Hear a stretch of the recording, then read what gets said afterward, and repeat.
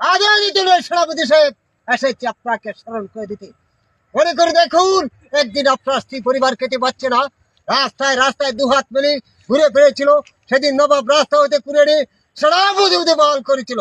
আজ নবাব মৃত্যু না হতে তার স্ত্রী পদকে তারা হত্যা করতে এই নবাব মহলে কেউ প্রতিবাদ না করলে ইব্রাহিম কখনো চুপ করে বসে থাকবে না। আমার কপালে কি ছিল শুক্তো রুটি আর আলু ভাজা। আমি বারবার বারণ করেছি, ওরে বাবা তুই বড় লোকের সঙ্গে প্রেম করিস। ওই বুমর, এই থালাগুলি আলমারিতে রেখে রাখ। যখন আমার বাবা মা বাপ বৃদ্ধ হবে তখন আলমারি থেকে তুই এই তালাগুলো বের করে দিবেন। আর সুনল দা বলে গেছে সেই কান্নার ইতিহাস, ঔতের চাপায় কেমন ছিল। আমার নাম বিলাস বাবু, আমি পিঁপড়ার মুখ থেকে গুড় কেড়ে নি। চারদিকে বিরাম চলছে, রাজনৈতিক দাদার ঢল ভাঙছে, ছাত্রীরা স্কুল কলেজ ভাঙে সিনেমায় লাল দিচ্ছে, আর রাজনৈতিক দাদারা ট্রেন বাই হাক করে হু করে হাসছে। এই তো হচ্ছে আমার বাঙ্গার খেলা। না না না না, তোমার কথা কোনো সময় এইটা সুনীল দা বলে গেছেন সেই কান্নার ইতিহাস, অর্থের ইচ্ছা পায় তেমন সিনেমন।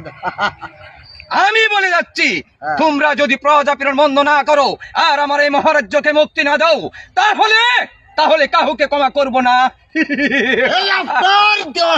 তোর বাড়ি প্রতিজ্ঞা করে বলছি, আমার জীবনের বিনিময় হলো এই শয়তান শমশের ডাকাতকে ধরে আপনার সম্মুখে করবো জবাই। শুধু তাই নয় মহারাজ, কিন্তু তাই নয়, পেশোয়ারা বলেছে মহারাজ্য মারাঠিদের পাঞ্জাবিদের রাজস্থান রাজপুত্রদের জন্য, কিন্তু বাংলা সবার জন্যই।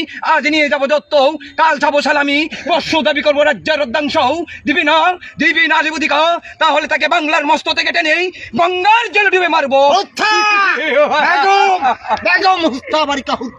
তারপর বিবাদ যা পড়ালিখার পর হবে পরিষ্কার। শত বার থাকতেও ইব্রাহিম শিশু খামারকে নিয়ে পালিয়ে গেছে। আমি যে আশ্চর্য হয়ে গেছি, যা পড়ালিখা আমি তো কিছুই বুঝতে পারলাম না। হুশিয়ার শয়তান আবার দুদি। কিন্তু আমি যাবার বেলা একটি কথা বলে যাচ্ছি, যদি তোমরা এই প্রজাপীড়ন বন্ধ না করো আর আমার মহারাজ্যকে মুক্তি না দাও, তাহলে কাউকে ক্ষমা করব না, কাউকে ক্ষমা করব না।